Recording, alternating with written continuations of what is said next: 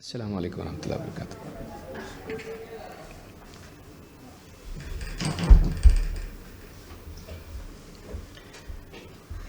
ان الحمد للہ نحمده ونستعینه ونستغفره ونعوذ باللہ من شرور انفسنا ومن سیئات اعمالنا من يهده الله فلا مضل له ومن يضلل فلا هادي له واشهد ان لا اله الا الله وحده لا شريك له واشهد ان محمدا عبده ورسوله اما بعد فان خير الحديث كتاب الله وخير الهدي هدي محمد صلى الله عليه وعلى آله وسلم وشر الأمور محدثاتها وكل محدثة بدعة وكل بدعة ضلالة وكل ضلالة في النار۔ قال النبي صلى الله عليه وسلم من همان لا يشبعان طالب علم وطالب دنیا۔ قابل احترام ماں اور بہنوں، اللہ کے نبی صلی اللہ علیہ وسلم ایک حدیث میں فرماتے ہیں، دو حریص کبھی سیر نہیں ہوتے، دو حریص حرص رکھنے والے کبھی سیر نہیں ہوتے، ایک طالب علم اور دوسرا طالب دنیا۔ جس انسان کو علم کی چاہت ہو اور واقعی علم کی قدر ہو،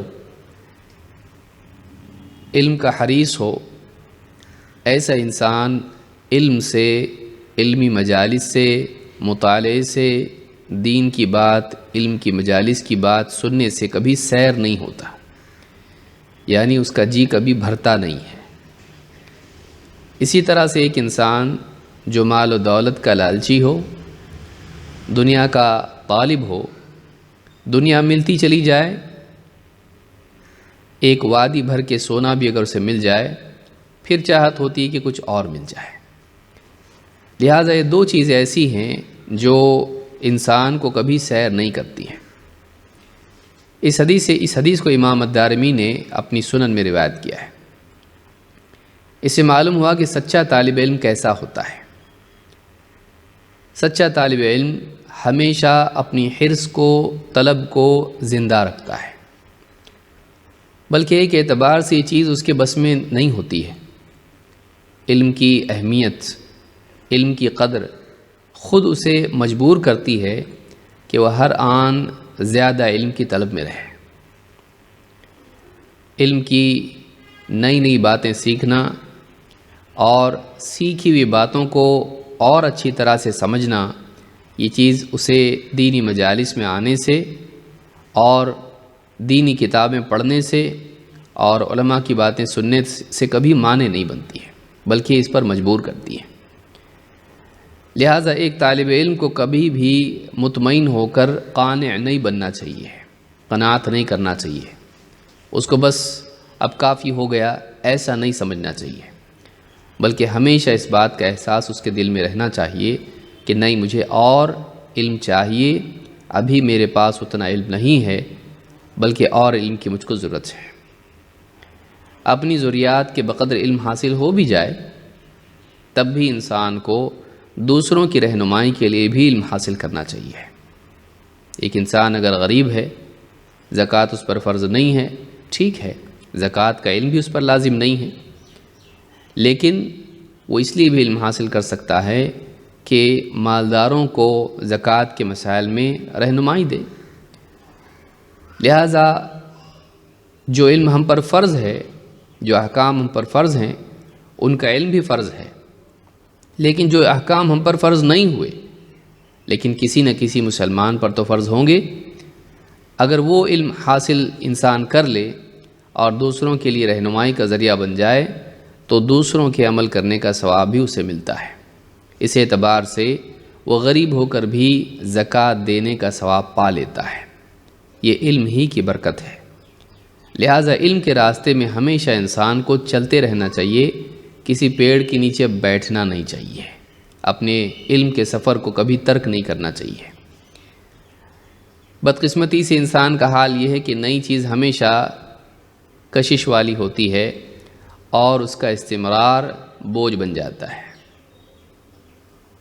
نئی چیز ہمیشہ کشش والی ہوتی ہے، اور اس چیز کا استمرار، اس کا جاری رہنا، بار بار پھر اس کو ریپیٹ کرنا، اس سے انسان بور ہو جاتا ہے۔ یہی وجہ ہے کہ جب کوئی نیا کورس شروع ہوتا ہے تو خواتین جوش میں آتی ہیں، 50 کی 100 رہتی ہیں، لیکن پھر دیکھ لیتی ہیں کہ ہاں یہ کورس ہے، نوٹس بھی مل گئے، اس کے بعد دھیرے دھیرے گنتی گھٹنا شروع ہو جاتی ہے۔ پھر وہ استعجاب، اس کا نیا پن باقی نہیں رہتا ہے۔ یہ صرف درس کا معاملہ نہیں ہے، بلکہ ہر چیز میں یہ چیز ہے، ہر زندگی کے تمام معاملات میں یہ ہے کہ ہر چیز اپنی ابتدا میں کشش والی ہوتی ہے، پھر اس کے بعد میں دھیرے دھیرے اس کا انوکھا پن، نیا پن، اس کی کشش کم ہونے لگتی ہے۔ اللہ نے ایسا اسی لیے رکھا ہے تاکہ واقعی سچے طالب اور جھوٹے طالب میں فرق ہو سکے، پکے اور کچے میں فرق ہو سکے۔ ایک پکا طالب علم کشش کے ختم ہونے کے بعد بھی مقصد کی قوت کی وجہ سے اس چیز پر باقی رہتا ہے۔ وہ اپنے علم کی بنیاد پر یاد رکھتا ہے کہ نہیں، یہ چیز میرے لیے ضروری ہے۔ وہ تھکن کے اوقات میں بھی مطالعہ کرتا ہے، وہ بیماری کے ایام میں بھی دینی باتیں سنتا ہے، ان میں غور کرتا ہے، وہ اپنے مقصد پر جمع رہتا ہے۔ سردی، گرمی، بارش، راحت، تکلیف، پریشانی، آسانی، غم، خوشی، ان تمام حالات میں وہ اپنے مقصد پر، طلب علم اور دعوت و تبلیغ میں جمع رہتا ہے۔ کیوں؟ اس لیے نہیں کہ یہ چیز نئی ہے، یہ چیز پرانی ہو گئی ہے، لیکن اس کا اجر اور اس کا انعام اس کے سامنے ہمیشہ ہر آن نکھر کر سامنے آتا رہتا ہے۔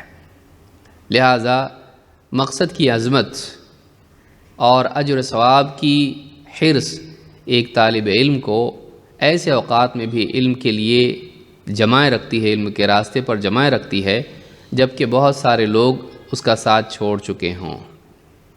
لہٰذا طلب علم کوئی آسان کام نہیں ہے، بلکہ ایک اعتبار سے دیکھا جائے تو ثابت قدمی کوئی آسان کام نہیں ہے۔ ایک چھوٹا سا کام بھی پابندی سے اگر کرنے کے لیے کہا جائے، ایک انسان سے کہا جائے بھائی 100 روپے دے دو غریب کو، وہ جیب سے نکال کے دے دے گا، لیکن اس سے کہا جائے کہ 100 روپے ہر دن 1 روپیہ پابندی سے غریب کو دو، اب یہ مشکل ہو جاتا ہے۔ بلکہ 100 نہیں، 50 اگر کہا جائے، 30 کہا جائے کہ ایک مہینے تک آپ کو 1 روپیہ ہمیشہ اس غریب کو دینا ہے، یہ جو چیز ہے یہ پابندی ہے۔ ایک وقت کا جھٹکے سے ایک عمل کر دینا آسان ہے، لیکن چھوٹا عمل، اس سے چھوٹا عمل پابندی کے ساتھ کرنا یہ مشکل ہے۔ اور اللہ کو یہی پسند ہے کہ انسان ایک عمل پابندی کے ساتھ کرتا رہے۔ اصل چیز یہی ہے جو کامیاب اور ناکام کو، پانے والے کو، محروم کو، کچے کو اور پکے کو، ناقص کو اور کامل کو ایک دوسرے سے الگ کرتی ہے۔ دنیا میں آج آپ دیکھیں جتنے بھی لوگ ہیں، چاہے دینی میدان والے ہوں یا دنیوی میدان والے ہوں، اگر آپ ان کی زندگی میں دیکھیں گے تو آپ کو یہی دکھائی دے گا کہ ان کی زندگی میں ایک نمایاں چیز تھی، وہ اپنے مقصد سے چمٹے رہے، چاہے ان پر جیسے بھی حالات آئے ہوں، وہ ہر حال میں اپنے مقصد پر ڈٹے رہے۔ یہ وہ چیز ہے جو کامیاب لوگوں کو ناکام لوگوں سے الگ کرتی ہے۔ صلاحیت اپنی جگہ ہے، اس کی ایک اپنی اہمیت ہے، لیکن صلاحیت اکیلی چیز نہیں ہے جو انسان کو کامیاب کرتی ہے۔ کئی صلاحیت مند لوگ کچرے کی اور ردی کی ٹوکری میں پڑے ہوئے ہیں، ناکامی کی سیڑھیوں سے گر رہے ہیں۔ کئی کامیاب لوگ ایسے ہیں جو شروعات میں تو تھوڑی بہت کامیابی ہو جاتی ہے، لیکن وہ اپنے عمل پر باقی نہیں رہتے ہیں۔ شہرت مل جاتی ہے، دل بھر جاتا ہے، پھر مقصد سے پیچھے ہٹنے لگ جاتے ہیں، چھوڑ دیتے ہیں۔ کیوں؟ اس لیے کہ جو چاہیے تھا وہ مل گیا۔ چھوٹی سی کامیابی کے اوپر وہ راضی ہو جاتے ہیں اور بڑی کامیابی سے محروم رہتے ہیں۔ کنسسٹنسی جس کو آپ کہتے ہیں، کانسٹنسی جس کو آپ کہتے ہیں، مقصد پر ڈٹے رہنا، یہ وہ چیز ہے جو واقعی انسان کو کامیاب کرتی ہے۔ اس لیے دینی دروس میں آنا کوئی آسان کام نہیں ہے۔ دینی دروس میں آنا، ہاں یہ کہا جا سکتا ہے آنا آسان ہے، آتے رہنا آسان نہیں ہے۔ پابندی سے آنا آسان نہیں ہے۔ لہٰذا اس بات کو یاد رکھیں، زندگی میں کامیاب اگر ہونا ہے تو ایک مقصد پر ڈٹے رہنا، پابندی کے ساتھ مختلف احوال میں، یہی وہ چیز ہے جو انسان کو کامیاب کرتی ہے۔ جتنے بھی لوگ ہیں دنیاوی اعتبار سے، دینی اعتبار سے، سب میں آپ کو ایک مشترکہ چیز، کامن چیز دکھائی دے گی کہ انہوں نے اپنے مقصد کو ہمیشہ تھامے رکھا، مقصد سے ہاتھ چھڑا کے وہ بھیڑ میں کھو نہیں گئے، مقصد کا ہاتھ ہمیشہ پکڑے رکھا، اور جہاں مقصد ان کو لے گیا اس کے پیچھے پیچھے چلتے رہے، یہاں تک کہ مقصد ان کو کامیابی کی منزل تک لے گیا۔ یہ چیز ہونی چاہیے۔ اللہ تعالیٰ سمجھ عطا فرمائے۔ آگے بڑھتے ہیں۔ آج ایک بہت ہی اہم حدیث ہم دیکھیں گے، اور ایک بہت اہم مسئلہ جو خواتین سے متعلق ہے، جس میں آج ایک بڑا طبقہ مسلمانوں کا غلطی اور غلط فہمی میں مبتلا ہے، بلکہ اس غلطی کی وجہ بھی غلط فہمی ہے۔ تو وہ کیا مسئلہ ہے؟ خواتین کا مسجد میں نماز پڑھنے کے لیے آنا۔ آئیے دیکھتے ہیں اس تعلق سے یعنی کیا حدیث ہم کو ملتی ہے اور اس سے کیا مسائل ہمارے سامنے آتے ہیں۔ یہ مسئلہ یا حدیث نمبر 24 ہے، اور اس کی تفصیل ہم دیکھیں گے۔ حدیث کے الفاظ ہیں: عن ابن عمر رضی اللہ عنہما قال كانت امرأة لعمر تشهد صلاة الصبح والعشاء في الجماعة في المسجد فقيل لها لم تخرجين وقد تعلمين أن عمر يكره ذلك ويغار؟ قالت فما يمنعه أن ينهاني؟ قال يمنعه قول رسول الله صلى الله عليه وسلم لا تمنعوا إماء الله مساجد الله، اخرجہ البخاری فی کتاب الجمعہ۔ عبداللہ ابن عمر رضی اللہ تعالیٰ عنہ کہتے ہیں کہ حضرت عمر رضی اللہ تعالیٰ عنہ کی ایک بیوی، کانت امرأۃ لعمر، حضرت عمر بن خطاب رضی اللہ تعالیٰ عنہ کی ایک بیوی، تشہد صلاۃ الصبح والعشاء فی الجماعۃ فی المسجد، حاضر ہوتی تھیں۔ تشہد حاضر ہونا کئی معنی میں آتا ہے۔ صلاۃ الصبح کی نماز، والعشاء عشاء کی نماز، فی الجماعۃ فی المسجد مسجد میں جماعت سے پڑھتی تھی۔ حضرت عمر بن خطاب رضی اللہ تعالیٰ عنہ کی ایک بیوی مسجد میں جماعت کے ساتھ فجر کی اور عشاء کی نماز پڑھتی تھیں۔ فقیل لہا، ان سے کہا گیا بیوی سے، لم تخرجین، آپ کیوں اپنے گھر سے مسجد کے لیے نکلتی ہیں؟ وقد تعلمین، جبکہ آپ کو معلوم ہے، ان عمر یکرہ ذلک ویغار، حضرت عمر رضی اللہ تعالیٰ عنہ کو یہ چیز پسند نہیں ہے اور انہیں اس پر غیرت آتی ہے کہ میری بیوی گھر سے باہر نکلے اور لوگ دیکھیں، چاہے پردے میں ہو۔ قالت فما یمنعہ ان ینہانی، تو بیوی بھی حضرت عمر کی بیوی تھی، کہنے لگیں ٹھیک ہے یہ تو بتاؤ کہ ان کو یہ چیز پھر مجھ کو روکتے کیوں نہیں ہیں؟ فما یمنعہ ان ینہانی، مجھے منع کرنے میں ان کے لیے رکاوٹ کیا ہے؟ جب انہیں پسند نہیں ہے تو روکتے کیوں نہیں؟ قال یمنعہ قول رسول اللہ صلی اللہ علیہ وسلم، حضرت عمر رضی اللہ تعالیٰ عنہ کو بس ایک چیز روکتی ہے، اور وہ اللہ کے رسول صلی اللہ علیہ وسلم کا فرمان ہے، لا تمنعوا اماء اللہ مساجد اللہ، اللہ کی بندیوں کو اللہ کی مسجدوں سے روکو مت، اللہ کی بندیوں کو اللہ کے گھروں میں مسجدوں میں آنے سے روکو مت۔ اس حدیث کو امام البخاری نے کتاب الجمعہ میں روایت کیا ہے، حدیث نمبر 900۔ یہ حدیث اس بات کی دلیل ہے اولاً کہ اللہ کے نبی صلی اللہ علیہ وسلم نے مسلمانوں کو، قیامت تک کے مسلمانوں کو اس بات کا حکم دیا ہے، مردوں کو، کہ وہ خواتین کو مسجد میں آنے سے نہ روکیں، مسجد میں آنے سے نہ روکیں۔ بدقسمتی سے آج امت کا ایک بڑا طبقہ ہے جو اس بات کا قائل ہے کہ عورتیں مسجد میں نہیں آنی چاہیے، عورتیں مسجد میں نہیں آنی چاہیے۔ اور دوسرا مسئلہ اس سے معلوم ہوتا ہے، دوسری بات اس سے سامنے آتی ہے کہ حضرت عمر رضی اللہ تعالیٰ عنہ کی بیوی خود مسجد میں آتی تھی۔ جو بنیاد اس کے لیے بنائی جاتی ہے وہ یہ کہ حضرت عمر رضی اللہ تعالیٰ عنہ نے لوگوں کو، عورتوں کو مسجد میں آنے سے منع کر دیا تھا۔ تو اس حدیث سے بات معلوم ہوتی کہ خود ان کی بیوی مسجد میں آتی تھی اور وہ اپنی بیوی کو خود روکتے نہیں تھے، ساری مسلمانوں کی عورتوں کو کیوں روکیں گے؟ تو یہ غلط فہمی ہے لوگوں میں کہ حضرت عمر بن خطاب رضی اللہ تعالیٰ عنہ نے مسلمان عورتوں کو نبی صلی اللہ علیہ وسلم کی وفات کے بعد اس بات سے روک دیا تھا کہ مسجد میں آئیں۔ یہ غلط بات ہے۔ آج بھی مسجد نبوی میں، اسی مسجد میں جس میں حضرت عمر نماز پڑھاتے تھے اور ان سے پہلے حضرت ابوبکر صدیق رضی اللہ تعالیٰ عنہ اور ان سے پہلے اللہ کے نبی صلی اللہ علیہ وسلم، آج بھی مسجد نبوی میں عورتیں نماز پڑھتی ہیں، مسجد کے باہر بھی اور مسجد کے اندر بھی، نہ صرف مسجد نبوی میں بلکہ مسجد حرام میں بھی، تو آج بھی پڑھتی ہیں۔ تو یہ چیز بہت سارے لوگ دلیل پکڑتے ہیں کہ حرمین میں ایسا ہوتا ہے، مسجد حرام میں ایسا ہوتا ہے، مسجد نبوی میں ایسا ہوتا ہے، اتنی رکعت تراویح پڑھی جاتی ہے، لیکن وہ یہ بھول جاتے ہیں کہ وہاں خواتین بھی آتی ہیں۔ مسجد حرام میں کوئی کہہ سکتا ہے بھئی وہاں تو عمرہ ہوتا ہے اور طواف ہوتا ہے تو آنا تو پڑے گا ہی، مسجد نبوی میں کیا ہے؟ وہاں بھی تو عورتیں آتی ہیں، وہاں بھی عورتیں مسجد میں داخل ہوتی ہیں۔ تو یہ کہنا کہ حرمین کا عمل ہمارے لیے دلیل ہے، کچھ چیزوں میں تو لوگ اس کے پابند ہوتے ہیں، باقی چیزوں میں نہیں ہوتے ہیں۔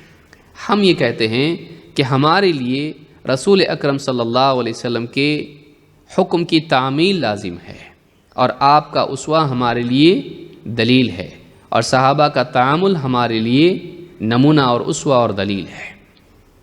کسی ایک علاقے، کسی ملک، کسی فلاں مسجد کی دلیل ہم نہیں لیتے ہیں، ہم دلیل لیتے ہیں قال اللہ قال رسول اللہ سے، اور اسی طرح سے صحابہ کے مجموعی فہم سے۔ تو اس روایت میں دو باتیں ہیں، ایک اللہ کے نبی صلی اللہ علیہ وسلم نے منع کیا مردوں کو کہ وہ عورتوں کو مسجد میں آنے سے نہ روکے، آپ نے حکم دیا کہ مت روکو۔ دو، حضرت عمر رضی اللہ تعالیٰ عنہ اسی حکم کی بنا پر نہ صرف دوسری عورتوں کو بلکہ خود اپنی بیوی کو بھی روکتے نہیں تھے۔ بیوی نے خود کہا روکتے کیوں نہیں جب پسند نہیں تو معلوم ہے کہ ان کو پسند نہیں تھا کہ بیوی جائیں، گھر سے باہر نکلے، لیکن اپنی پسند پر وہ نبی صلی اللہ علیہ وسلم کے حکم کو ترجیح دیتے تھے۔ بعض اوقات اندر سے ایک چیز انسان کو پسند نہیں ہوتی ہے لیکن وہ چیز دین میں ہوتی ہے، تو دین میں ہونے کی وجہ سے اس سے نفرت نہیں کرتا ہے، بلکہ طبیعت اس کی ایسی ہوتی کہ وہ چیز پسند نہیں ہے، غیرت آتی ہے اور انسان کو ایسا لگتا ہے کہ نہیں، لیکن وہ اپنی چاہت کو قربان کر دیتا ہے اللہ کے حکم کی وجہ سے، اور اپنے آپ کو متہم کرتا ہے کہ تیرا اس کو پسند نہ کرنا اچھا نہیں ہے، وہ دین میں ہے، وہ صحیح ہے، اور میری ناپسندیدگی جو طبعی طور پر ہوتی ہے وہ چیز غلط ہے۔ جیسے کسی انسان کو گوشت کھانا پسند نہ ہو، وہ نہ بھی کھائے تو گناہ گار تو نہیں ہوگا، کیونکہ کھانے کے اعتبار سے پھر کوئی آدمی کسی کو یعنی بیگن پسند نہیں اور کسی کو کریلا پسند نہیں ہے، وہ طبعی کراہت ہے اس کی، لیکن اللہ نے اس کو حلال کیا ہے، وہ سب کے اوپر اس کو حرام نہیں کر سکتا ہے اس لیے کہ خود اس کو پسند نہیں، نہ اپنے اوپر حرام کر سکتا ہے۔ اور کسی چیز کا اس کو پسند نہ ہونا، اس کے دل میں اس سے یعنی مثلا فجر کی نماز کے لیے اٹھنا کسی انسان کو پسند نہیں، نماز پسند ہے، اللہ کا حکم صحیح ہے، لیکن ایک طبعی کراہت انسان کو ہوتی ہے کہ نیند چھوڑ کے اٹھنا، اگر یہ انسان کو کراہت اس میں ہوتی ہے تو یہ گناہ نہیں ہے، بشرطے کہ وہ دینی احکام سے کراہت نہ کرے، دونوں میں فرق ہوتا ہے۔ تو دینی احکام کو حق مانے، صحیح مانے، لیکن طبعاً ریزسٹنس اندر سے اس کے ہے، یہی تو ثواب کا ذریعہ ہے۔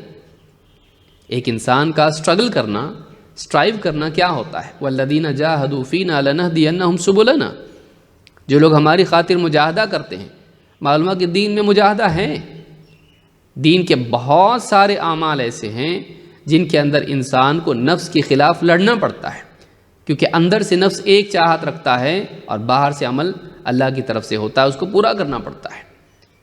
رمضان میں بھوکا رہنا پڑتا ہے جبکہ دل کھانا چاہ رہا ہے، بھوکا رہنا پسند نہیں کرتا ہے، لیکن پھر بھی آدمی بھوکا پیاسا رہتا ہے۔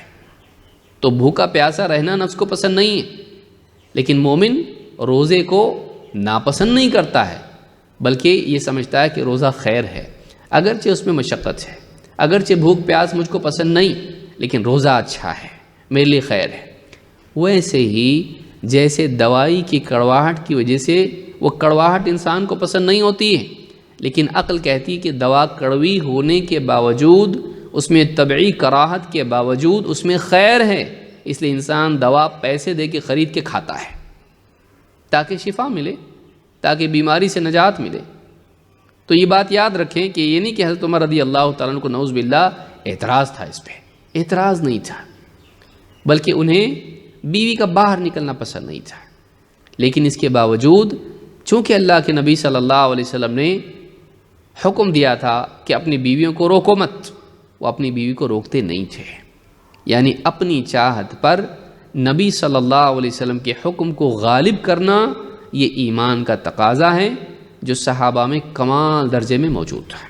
ایک مسلمان کو ایسا ہی ہونا چاہیے کہ کوئی چیز انسان کو طبعاً پسند نہ ہو، لیکن جب وہ سن لے اللہ کے نبی صلی اللہ علیہ وسلم کا حکم، اس کے بعد وہ اپنی طبعی چیز کو تابع کر دے شریعت کے، اپنی طبیعت کو، اپنے مزاج کو، اپنی پسند ناپسند کو تابع کر دے، سبارڈینیٹ کر دے اللہ اور اس کے رسول کے حکم کے۔ یہ ایمان کا تقاضا ہے۔ ہر ایک کو اللہ نے الگ الگ نیچر دیا ہے، ہر ایک کا مزاج الگ ہے، تو اس اعتبار سے ہر انسان کے لیے ایک آزمائش ہے کہ وہ شریعت کے احکام کو اپنے اوپر نافذ کریں، چاہے اس کی ذاتی پسند اور ذاتی رائے کچھ بھی ہو۔ جیسے حضرت عمر رضی اللہ تعالیٰ عنہ ہی کا ایک قول ہے، حجر اسود کے پاس آئے، اسے چوما اور کہا تو ایک پتھر ہے، نہ کسی کو نقصان پہنچاتا ہے نہ فائدہ، اگر میں نے اللہ کے رسول صلی اللہ علیہ وسلم کو دیکھا نہ ہوتا تجھے چومتے ہوئے تو میں کبھی تجھے نہیں چومتا، یعنی پرسنلی مجھے تجھے چومنے کا کوئی معاملہ نہیں ہے میرا، لیکن میں نے اللہ کے نبی صلی اللہ علیہ وسلم کو دیکھا ہے، اس وجہ سے میں تجھے چوم رہا ہوں۔ تو یہ مزاج مسلمان کا ہونا چاہیے کہ اللہ اور اس کے رسول کی بات آ جانے کے بعد اپنے ذاتی رجحانات، اپنے پرسنل انکلینیشنز، جو بھی ہماری طبیعت مزاج جو بھی ہے، اس کو ہم پیچھے رکھیں۔ یہ بات دین کی اصل ہے، دین کی بنیاد ہے یہ، اور یہی ہمارا امتحان ہے، یہی تو ہمارا امتحان ہے کہ ہم اپنے دل پہ چلتے ہیں یا دین پہ چلتے ہیں، دل کی بات پہ چلتے ہیں کہ دین کی بات پہ، دل کے اصول پہ چلتے ہیں کہ دین کے اصول پہ چلتے ہیں۔ یہ ہمارا امتحان زندگی بھر چلتا رہتا ہے۔ آئیے اس کی تفصیل دیکھتے ہیں کیا ہے۔ اس حدیث سے معلوم ہوتا ہے اللہ کے نبی صلی اللہ علیہ وسلم نے عورتوں کو مسجد میں آنے کی اجازت دی اور روکنے والوں کو روکنے سے منع کیا۔ عورتیں مسجد میں آ سکتی ہیں، لیکن اس کی کچھ شرطیں ہیں، اور اس میں افضل کیا ہے یہ بھی جاننا ضروری ہے۔ یک طرفہ طور پر مسائل کو جاننا بھی ٹھیک نہیں۔ آئیے دیکھتے ہیں وہ کیا تفصیل ہے اس مسئلے میں۔ جو عورتیں مسجد جانا چاہتی ہیں ان کے لیے شرط یہ ہے کہ وہ تبرج کے ساتھ اور خوشبو کے ساتھ نہ جائیں، یعنی بے پردگی کے ساتھ اور خوشبو لگا کر جانا جائز نہیں۔ پردے کے ساتھ جائیں اور خوشبو نہ لگائیں۔ اللہ کے رسول صلی اللہ علیہ وسلم فرماتے ہیں لا تمنعوا اماء اللہ مساجد اللہ، اللہ کی بندیوں کو مسجد میں جانے سے، اللہ کی مسجدوں میں، کسی ایک مسجد کی بات نہیں ہو رہی ہے، مساجد اللہ عمومی بات ہے۔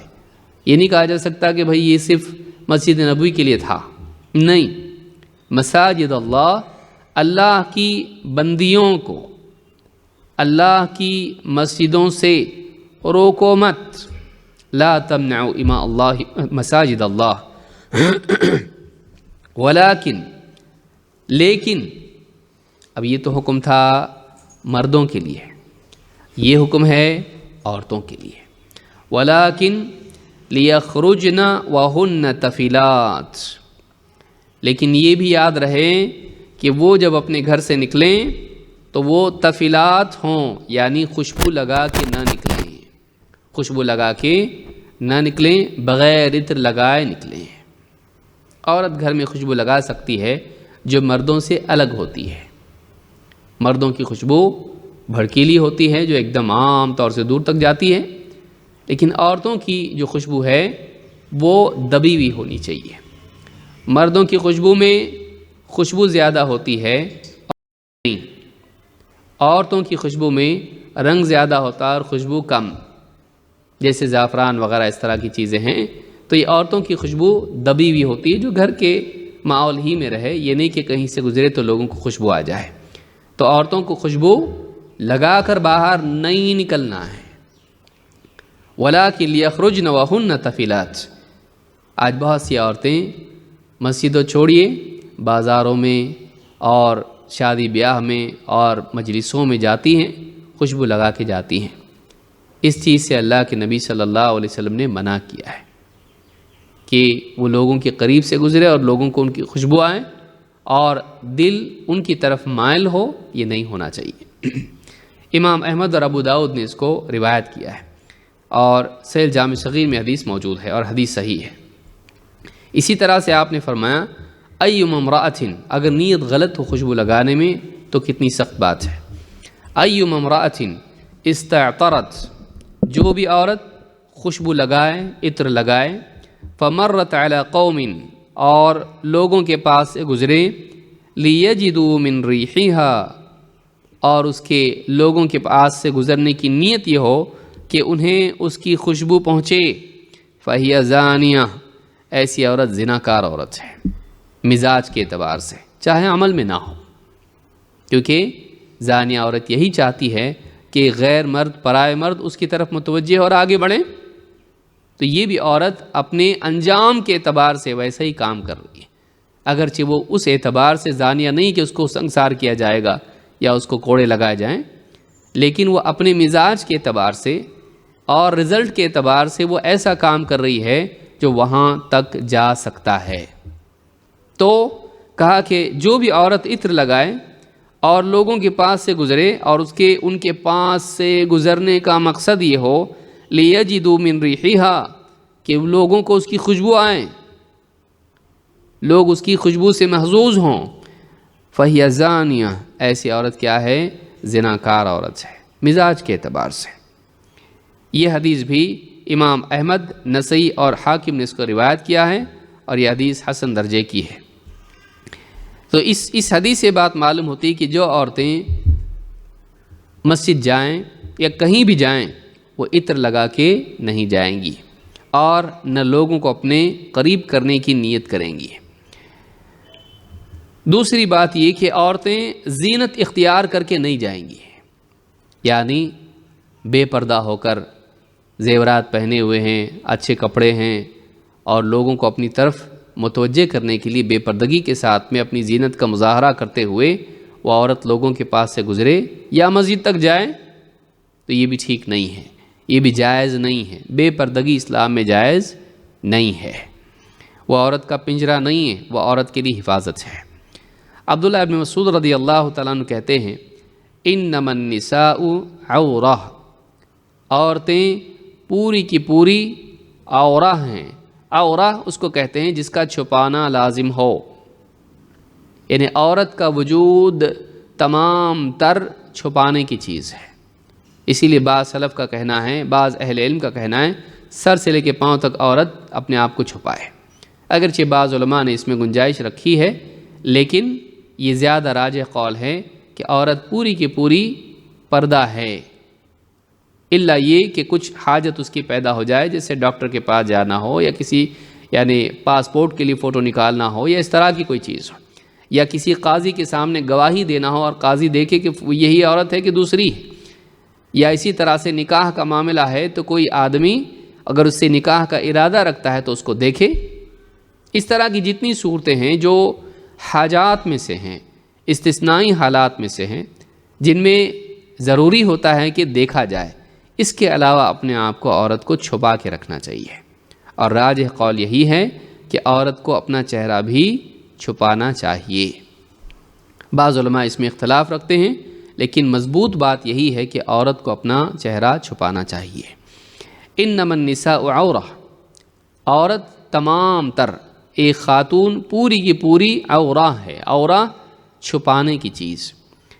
وَإِنَّ الْمَرْأَةَ لَتَخْرُجُ مِنْ بَيْتِهَا وَمَا بِهَا مِنْ بَأْسٍ، اور ایک عورت اپنے گھر سے نکلتی ہے، اس کے نکلنے میں کوئی حرج نہیں ہوتا ہے، کسی حاجت کے لیے وہ نکل سکتی ہے، اور ابتدا میں کوئی حرج نہیں ہوتا ہے، کوئی خطرہ نہیں ہوتا ہے نکلنے کی شروعات میں، لیکن فَيَسْتَشْرِفُ لَهَا الشَّيْطَانُ، لیکن پھر ہوتا یہ ہے کہ شیطان اس کے پیچھے لگ جاتا ہے، شیطان اس کے پیچھے پیچھے ہو لیتا ہے، فیقول، اور کہتا ہے، اِنَّكِ لَا تَمُرِّينَ بِأَحَدٍ إِلَّا أَعْجَبْتِهِ، دیکھ لے جس کے پاس سے بھی تو گزرتی ہے وہ تجھے دیکھ کر عش عش کرتا ہے، تعجب کرتا ہے، تیری طرف متوجہ ہوتا ہے، تیرے حسن، تیری خوبی یا تیرے چلنے پر تیری طرف دیکھتا ہے۔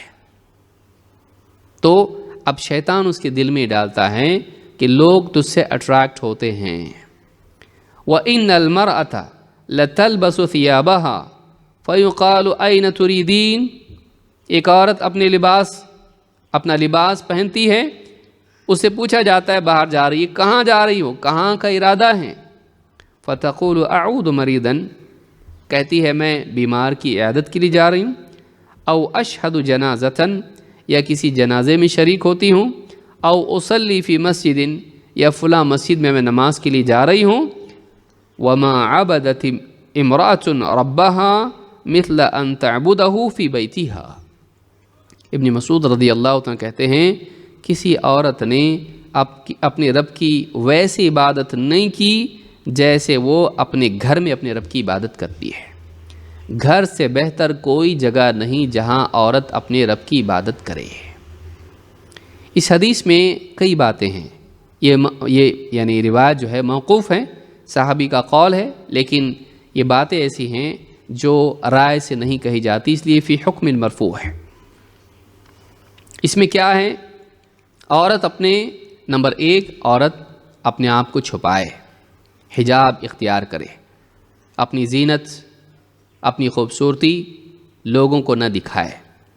دوسری بات، شروعات میں گھر سے نکلنے میں خطرہ نہیں ہوتا ہے، لیکن جب گھر سے نکلتی ہے تو شیطان اس کے پیچھے ہو جاتا ہے اور اس کے دل میں لوگوں کو اپنی طرف، پرائے مردوں کو اپنی طرف متوجہ کرنے کے خیالات ڈالتا ہے۔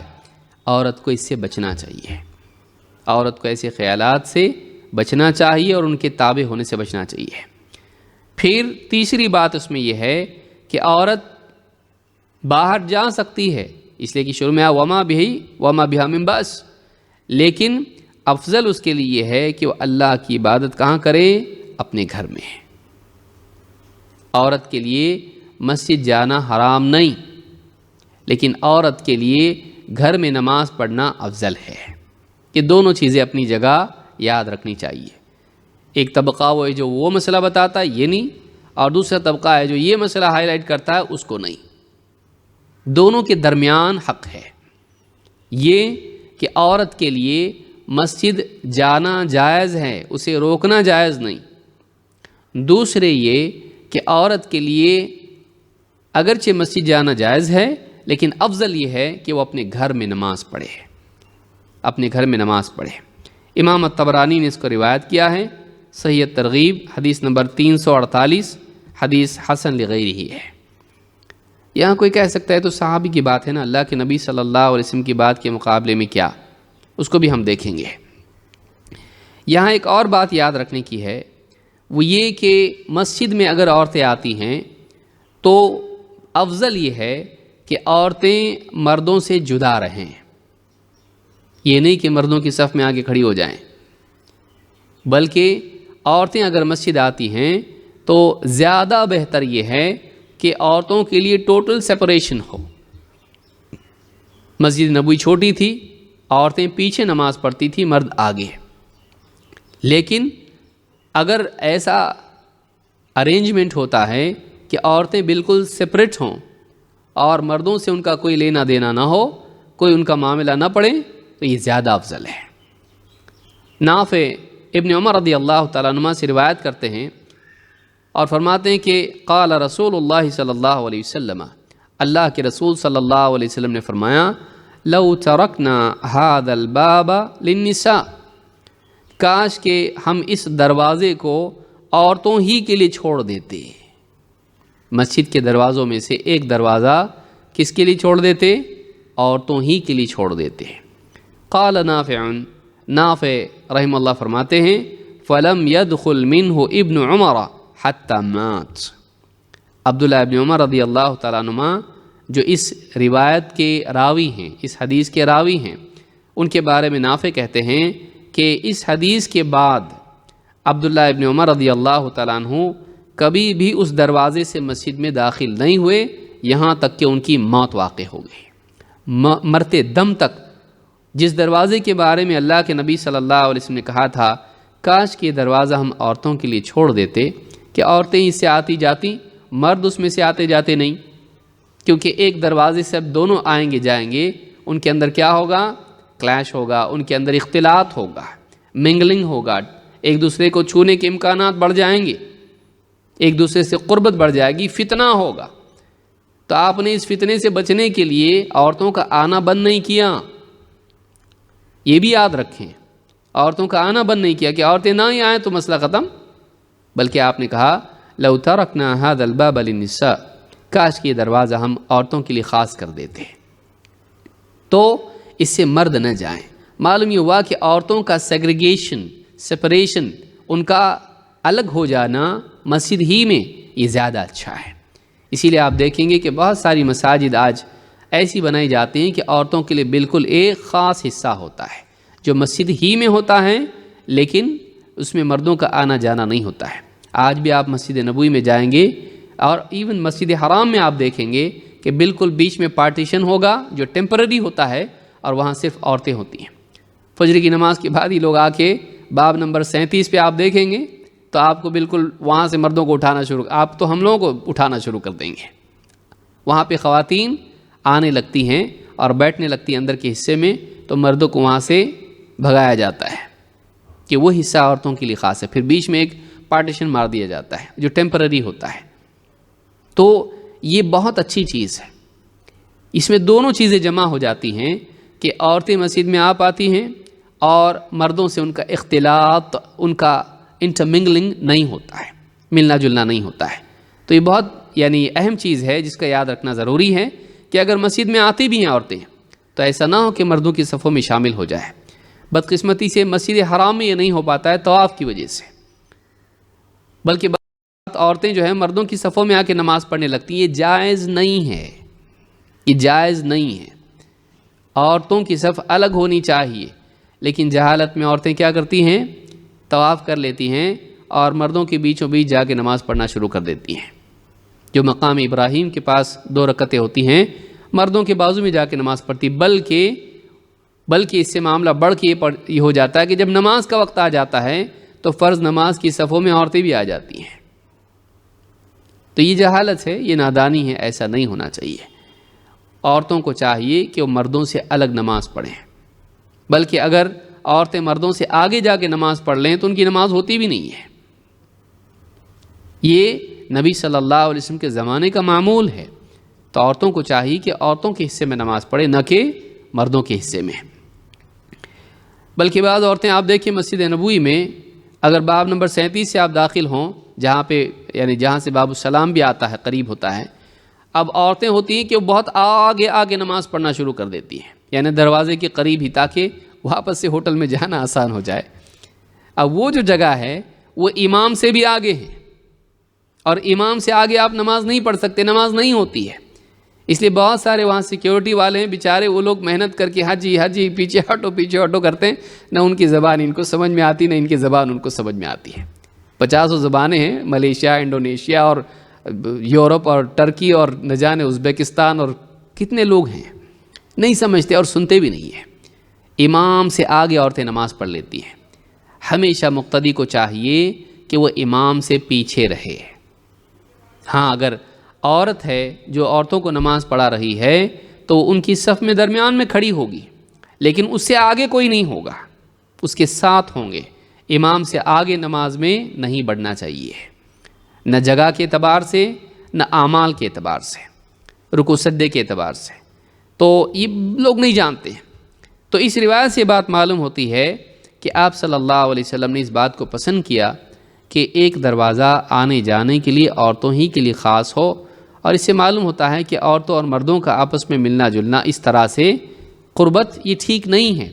لہٰذا اگر مسجدوں میں عورتوں کے لیے انتظام کیا جائے تو پرماننٹ یا ٹیمپرری پارٹیشن کے ذریعے سے انہیں الگ کیا جا سکتا ہے، بشرطے کہ امام کی آواز عورتوں تک پہنچتی ہو۔ یہ نہیں کہ عورتیں بہت دور کسی علاقے میں نماز پڑھیں کہ یہاں پر لائیو ہے اور وہاں سے مسجد سے مان لیجئے کئی میٹر دور الگ سے ایک گھر لے لیا اور وہاں پر وہ نماز پڑھ رہی، نہیں، اس کا مسجد سے ملحق ہونا ضروری ہے، اس کا مسجد سے جڑا ہونا ضروری ہے، وہ مسجد ہی میں ہو، یہ نہیں کہ باہر الگ جگہ پر کہیں پر وہ لوگ مسجد سے الگ نماز پڑھنے لگے، نہیں، بلکہ یہ ہو سکتا ہے کہ مثلا اگر مسجد نبوی میں نماز پڑھ رہے ہیں اور بھیڑ بڑھتے باہر آ جائیں اور پھر باہر عورتیں نماز پڑھ رہی ہیں تو وہ اصل سے جڑی ہوئی ہیں اور وہ صفوں کے اخیر میں نماز پڑھ رہی ہیں، یہ ٹھیک ہے۔ یہ نہیں کہ باہر جا کے کہیں اور اپنی ہوٹل میں نماز پڑھ رہی ہیں اور باہر جماعت چل رہی ہے مسجد نبوی میں، تو یہ نہیں ہونا چاہیے، بلکہ انہیں چاہیے کہ مسجد میں شریک ہوں، الا یہ کہ وہ بھیڑ بڑھتے ان کی ہوٹل تک پہنچے۔ یہ بہت ساری باتیں جو لوگ یاد رکھتے نہیں ہیں، یہ یاد رکھنا چاہیے۔ تو ابن عمر رضی اللہ تعالیٰ عنہ کو آپ دیکھیں، نبی صلی اللہ علیہ وسلم کی بات کا لحاظ صحابہ کتنا کرتے تھے۔ بس ایک بات بول دی رسول اکرم صلی اللہ علیہ وسلم نے، لو ترکنا ھذا الباب للنساء، کاش کہ یہ دروازہ ہم عورتوں ہی کے لیے چھوڑ دیتے مسجد کا، کہ وہیں اس سے آتی جاتی، زندگی بھر اس دروازے سے داخل نہیں ہوئے جس کو نبی صلی اللہ علیہ وسلم نے عورتوں کے لیے چھوڑنے کے لیے رائے دی تھی۔ کاش کہ ہم ایسا کرتے، چاہت ظاہر کی، لیکن نبی صلی اللہ علیہ وسلم کی چاہت کا کتنا اعتبار کیا، کتنا لحاظ کیا کہ زندگی بھر مرنے تک اس دروازے سے داخل نہیں ہوئے مسجد میں۔ یہ صحابہ تھے، وہ ایک الگ قوم تھی، اور ان کی عزت اور ان کی کامیابی کا راز یہ تھا کہ وہ لوگ جب نبی صلی اللہ علیہ وسلم کا حکم سنتے، آپ دیکھیے اسی ایک مسئلے میں کتنی ساری چیزیں سامنے آ رہی ہیں، جب ایک حکم سن لیتے مت روکو، تو پسند نہیں ہے بیوی کا جانا، پھر بھی بول نہیں پاتے تھے، کیوں؟ اس لیے کہ ہمارے نبی کا حکم ہے، ہم نہیں روک سکتے۔ جب آپ نے پسند ظاہر کی کہ کاش کہ دروازہ عورتوں کے لیے ہوتا، زندگی بھر اس سے داخل نہیں ہوئے، نہ اس سے نکلے۔ تو اس سے معلوم ہوتا ہے کہ صحابہ کتنا اللہ کے نبی صلی اللہ علیہ وسلم کی بات کا لحاظ کرتے تھے۔ اس حدیث کو امام ابو داؤد نے روایت کیا ہے، حدیث نمبر 462 اور حدیث صحیح ہے۔ عورتوں کے لیے جیسا کہ ہم نے شروع میں ذکر کیا، عورتوں کے لیے ان کے گھر بہتر ہیں۔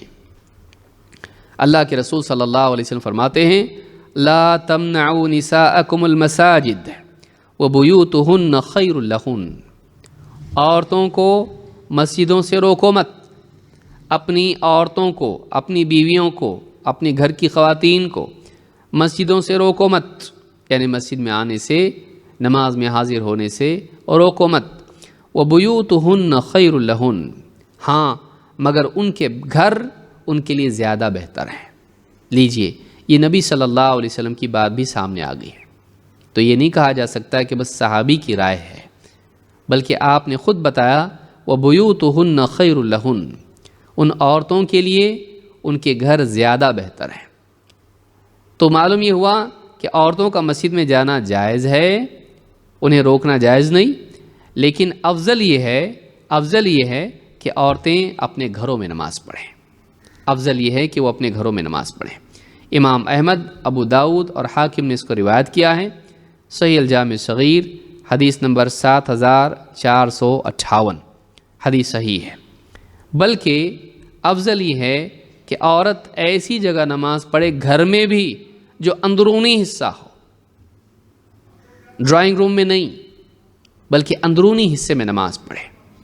اللہ کے رسول صلی اللہ علیہ وسلم فرماتے ہیں، خیر صلاۃ النساء فی قعر بیوتہن، عورتوں کی بہترین نماز، خیر صلاۃ النساء، عورتوں کی نماز میں سے بہترین نماز وہ ہے جو فی قعر بیوتہن، جو ان کے گھروں کے اندرونی حصے میں ہو۔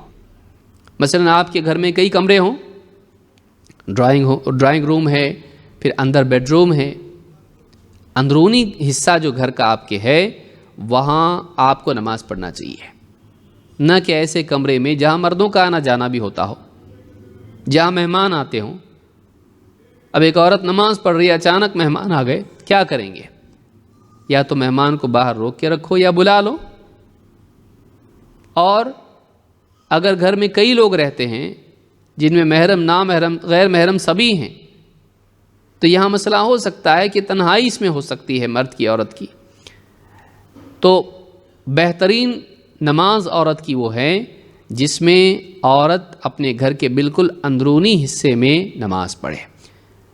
ہاں، باہر کے کمرے میں نماز پڑھنا حرام نہیں ہے، ویسے ہی جیسے مسجد میں جانا حرام نہیں ہے، لیکن عورت کو چاہیے کہ وہ گھر کے اندرونی حصے میں نماز پڑھے، گھر کے اندرونی حصے میں نماز پڑھے۔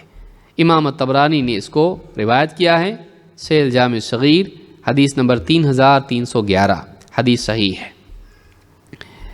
اللہ کے نبی صلی اللہ علیہ وسلم کے احکام کتنے حکیمانہ ہوتے ہیں، اور آپ دیکھیں گے اس پورے معاملے میں عورت کی حفاظت اور اس کے پردے کا خصوصی لحاظ ہے۔ ہر معاملے میں اس کو پردے کا دھیان دینا چاہیے۔ وہ عورت کیسی عورت جس کو پردے کا لحاظ نہ ہو؟ عورت کے معنی ہی چھپانے کی چیز ہے۔ اردو میں عورت کیوں کہتے ہیں عورت کو؟ عورہ کے معنی چھپانے کی چیز۔ تو عورت پوری کی پوری چھپنے والی ہونا چاہیے، دکھنے والی نہیں۔ لیکن بدقسمتی سے موجودہ دور میں نئے تعلیمی نظام کے تحت اور پروپیگنڈا کی بنیاد پر عورت کو کہا جا رہا ہے نکلو اپنے خول سے باہر، اپنے پردے سے باہر نکلو، اپنے گھروں سے باہر نکلو، اپنے حجاب سے باہر نکلو، اپنے اندر سے باہر نکلو۔ تو یہ جو عورت کو باہر نکالنے کا جو معاملہ ہے، اس سے عورت گھر کے باہر تو آ گئی لیکن کامیاب نہیں ہو سکی ہے۔ وہ بس ایک استعمال کی چیز بن کے رہ گئی جو ایڈورٹیزمنٹ کے لیے استعمال ہوتی ہے، لوگوں کو ریسیپشنسٹ بن کے رجھانے کے استعمال میں آتی ہے، یا اس طرح کی چیزوں کے لیے استعمال میں آتی جہاں اٹریکٹ ہو کے مرد آئیں اور بزنس چلے۔ تو عورت کو کوئی بڑی پوزیشن تو مل نہیں پاتی ہے، بس یہی کام اس کا ہوتا ہے۔ یحییٰ ابن سعید کہتے ہیں اور وہ روایت کرتے ہیں ان عمرۃ بنت عبد الرحمن انها سمعت عائشة زوج النبي صلی اللہ علیہ وسلم تقول لو ان رسول اللہ صلی اللہ علیہ وسلم رأى ما احدث النساء لمنعهن المسجد كما منعت نساء بنی اسرائیل۔ ایک حدیث اس بارے میں ذکر کی جاتی ہے، وہ لوگ جو عورتوں کو مسجد میں آنے سے روکتے ہیں۔ آپ وہی سوچیں گے کہ بھئی وہ لوگ پھر کیوں روکتے ہیں؟ اتنا ایزیلی کیسے ان کے سامنے کچھ نہ کچھ تو ہوگا نا۔ زیادہ تر ان کے پاس یہ بات ہوتی ہے کہ عورتیں مسجد میں آئیں گی تو مسجدوں میں آ کے لوگوں کی عبادت خراب ہوگی اور بے حیائی عام ہوگی اور فتنہ پیدا ہو جائے گا، جیسا کہ اخیر میں ہم ایک روایت میں دیکھیں گے۔ لیکن ایک اور روایت ہے جو وہ دلیل کے طور پر پیش کرتے ہیں، اور ایک اعتبار سے آدمی اگر اس کو بغیر سمجھے سنے تو ہو سکتا ہے کہ وہ بھی ان سے متفق ہو جائے کہ ہاں دیکھو ہم کو بھی روکنا چاہیے، لیکن وہ ایک غلط فیصلہ ہے۔ یحییٰ ابن سعید کہتے ہیں عمرہ بنت عبد الرحمن کہتی ہیں کہ انہوں نے عائشہ رضی اللہ تعالیٰ عنہ جو نبی صلی اللہ علیہ وسلم کی زوجہ محترمہ ہیں ان کو فرماتے سنا لو ان رسول اللہ صلی اللہ علیہ وسلم رأى ما احدث النساء، اگر اللہ کے رسول صلی اللہ علیہ وسلم دیکھتے جو آج عورتوں نے اپنا حال بدل لیا ہے، آج عورتوں کا نیا جو معاملہ ہو گیا ہے، اگر اللہ کے رسول صلی اللہ علیہ وسلم سے دیکھتے لمنعهن المسجد، تو آپ انہیں مسجدوں سے روک دیتے، کما منعت نساء بنی اسرائیل، ویسے ہی جیسے بنی اسرائیل کی عورتوں کو روک دیا گیا تھا۔ قال فقلت لعمرہ، کہتے میں نے عمرہ سے پوچھا انساء بنی اسرائیل منعن المسجد، کیا بنی اسرائیل کی عورتوں کو مسجدوں سے روک دیا گیا تھا؟ قالت نعم، کہا کہ ہاں روک دیا گیا تھا۔ تو اس حدیث کو امام البخاری نے کتاب الآذان حدیث نمبر 869، امام مسلم نے کتاب الصلاۃ حدیث نمبر 445 پر روایت کیا ہے، الفاظ مسلم کے ہیں۔ اس حدیث سے بعض لوگ دلیل پکڑتے ہیں کہ دیکھو حضرت عائشہ خود فرما رہی ہیں عورتوں میں جو بگاڑ آیا، عورتوں میں جو بعد میں تبدیلی آئی ان کے حال میں، اللہ کے نبی صلی اللہ علیہ وسلم کے زمانے میں یہ نہیں تھا۔ اگر آپ لوگوں کے اس بگاڑ کو دیکھ لیتے تو آپ بھی روک دیتے، ویسے ہی جیسے بنی اسرائیل کی عورتوں کو کیا گیا۔ تو بعض لوگ کہتے ہیں کہ دیکھو حضرت عائشہ رضی اللہ تعالیٰ کی اس حدیث سے دلیل ملتی ہے کہ بعد میں عورتوں کو روکا جا سکتا ہے بگاڑ کے دور میں، لیکن یہی وہی لوگ ہیں جو عورتوں کو بازار جانے سے اور درگاہ پہ جانے سے نہیں روکتے۔ عجیب بات یہ ہے کہ وہی لوگ جو ان ساری باتوں کی پردہ کر کے عورتوں کو مسجد سے پردہ کرا لیتے ہیں، وہی لوگ عورتوں کو درگاہوں پہ جانے سے نہیں روکتے، وہی لوگ عورتوں کو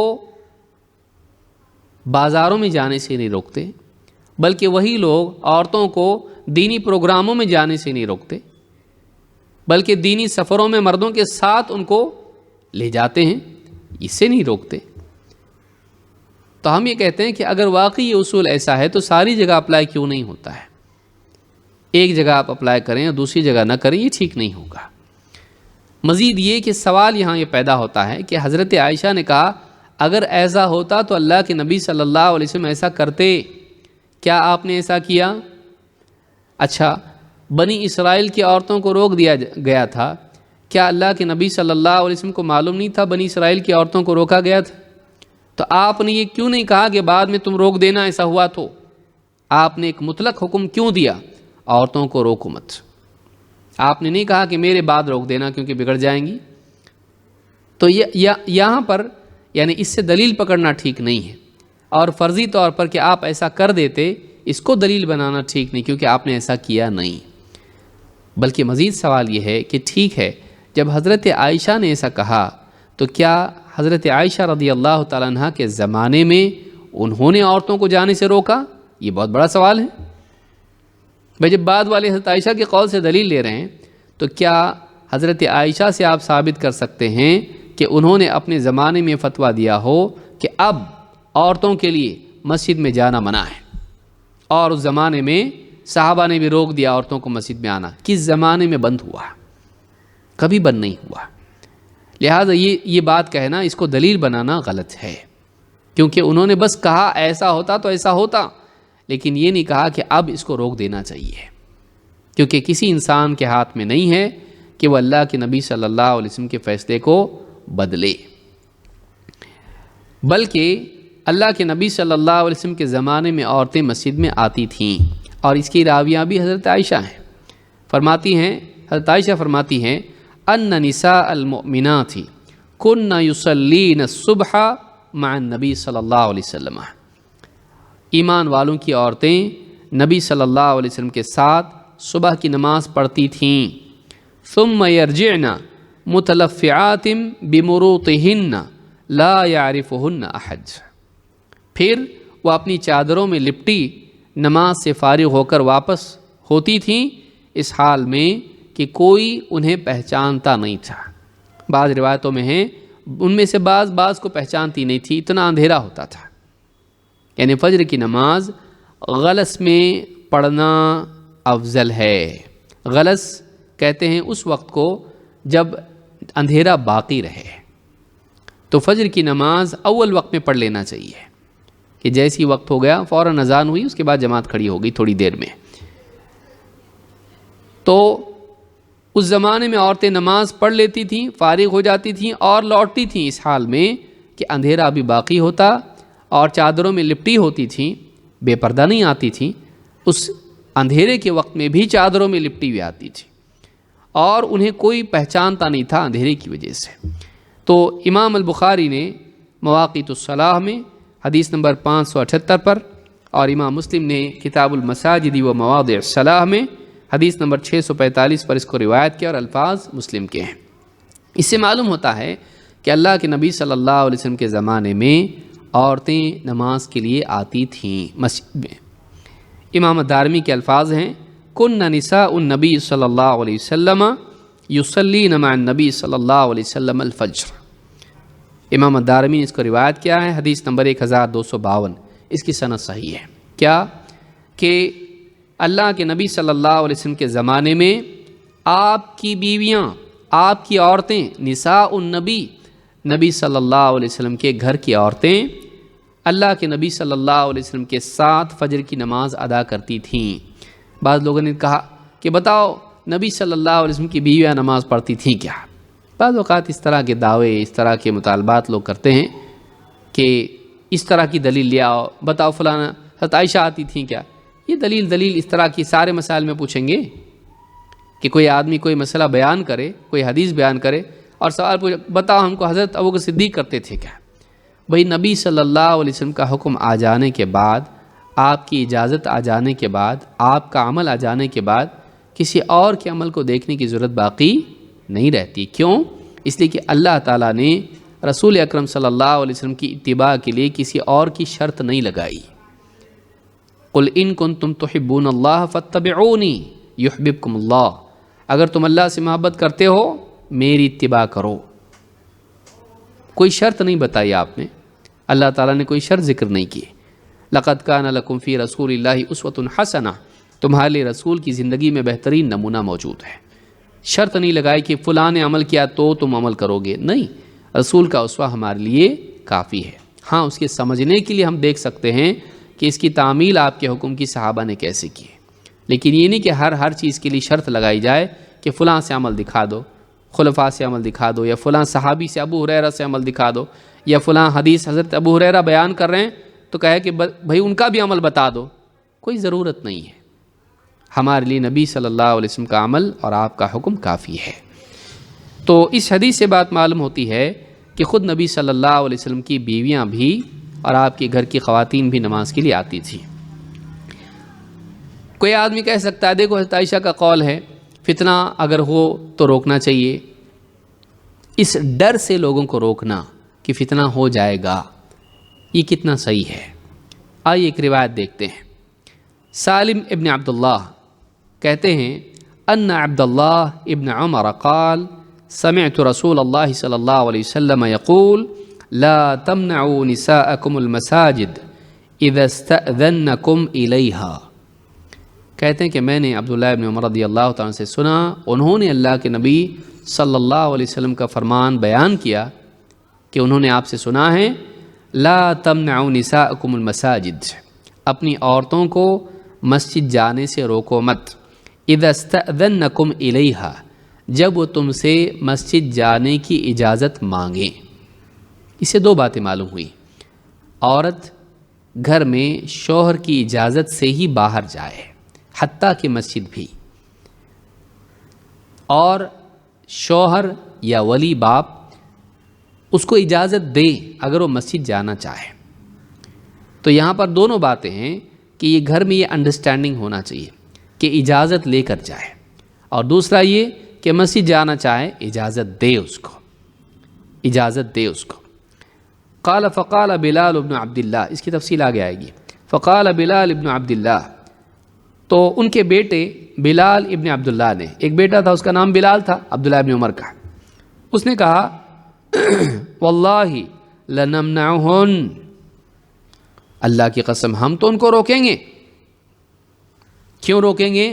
ایک روایت میں کہا وہ اس کو فتنہ بنائیں گی، عورتیں فتنہ پیدا کریں گی مسجد میں آ کے، تو کہا کہ ہم تو ان کو روکیں گے۔ قال فاقبل علیہ عبداللہ فسبہ سبا سیئا، جب ان کے بیٹے نے اس طرح سے کہا کہ ہم تو روکیں گے، تو انہوں نے وہ اس کے بیٹے کی طرف متوجہ ہوئے اور انہوں نے بہت سخت بات اس کو کہی، بڑی سخت بات انہوں نے اس سے کہی۔ کہتے ہیں کہ ما سمعتہ سبہ مثلہ قط، کسی اور کو اتنی سخت بات ان کی زبان سے میں نے کبھی نہیں سنی ہے۔ قال اخبرک عن رسول اللہ صلی اللہ علیہ وسلم وتقول واللہ لنمنعہن، میں تجھے اللہ کے نبی صلی اللہ علیہ وسلم کی حدیث بیان کر رہا ہوں کہ آپ نے منع کرنے سے منع کیا ہے، روکنے سے منع کیا ہے، اور تو کہتا ہے روکیں گے۔ میں نبی صلی اللہ علیہ وسلم کی حدیث بیان کر رہا ہوں اور اس کی ٹکر پر، اس کے خلاف تو کہتا کہ ہم تو روکیں گے۔ امام مسلم نے اس کو روایت کیا کتاب الصلاح حدیث نمبر 442 پر۔ ایک اور روایت مسلم کی ہے، اس میں کہتے ہیں فَضَرَبَ فِي صَدْرِهِ، عبداللہ ابن عمر نے اپنے بیٹے کے سینے پر مارا، زور سے گھونسا مارا، ہاتھ مارا، زور سے مارا، اور کہا وقال احدثک عن رسول اللہ صلی اللہ علیہ وسلم وتقول اللہ، میں تجھے اللہ کے رسول صلی اللہ علیہ وسلم کی حدیث بتا رہا ہوں اور تو کہتا نہیں۔ یہ بھی مسلم کی روایت۔ ایک اور روایت جو امام احمد کی ہے اس میں ہے فما کلمہ عبد اللہ حتی مات، عبداللہ ابن عمر رضی اللہ تعالیٰ نے اس بیٹے سے مرنے تک بات نہیں کی، زندگی بھر بات نہیں کی، صرف اتنی بات پر کہ اس نے رسول صلی اللہ علیہ وسلم کی حدیث کے خلاف بات کی تھی۔ صحابہ کو اتنی غیرت تھی دین کی کہ انہوں نے زندگی بھر اپنے بیٹے سے بات نہیں کی، حقوق ادا کیے ہوں گے اس کے، لیکن بات نہیں کی، تو اس کی طرف سے رجوع والی بات نہیں آئی، ان کی طرف سے بات چیت اس سے نہیں ہوئی، انہوں نے بات چیت نہیں کی زندگی بھر اس سے، صرف اس وجہ سے کہ اس نے رسول اکرم صلی اللہ علیہ وسلم کی حدیث کے بالمقابل اپنی کوئی بات کہی تھی۔ تو رسول اللہ صلی اللہ علیہ وسلم کے خلاف، یعنی آپ کی بات کی ٹکر پر اپنی رائے رکھنا، اس کو صحابہ کتنا سخت مانتے تھے۔ کیسے ہو سکتا ہے کہ آپ صلی اللہ علیہ وسلم ایک بات کر آدمی کہے نہیں، تو یہ کیسے ہو سکتا ہے؟ تو یہ بہت سخت بات ہے۔ امام احمد نے اس کو روایت کیا ہے حدیث نمبر 4933 پر، اور اس کی سند صحیح ہے۔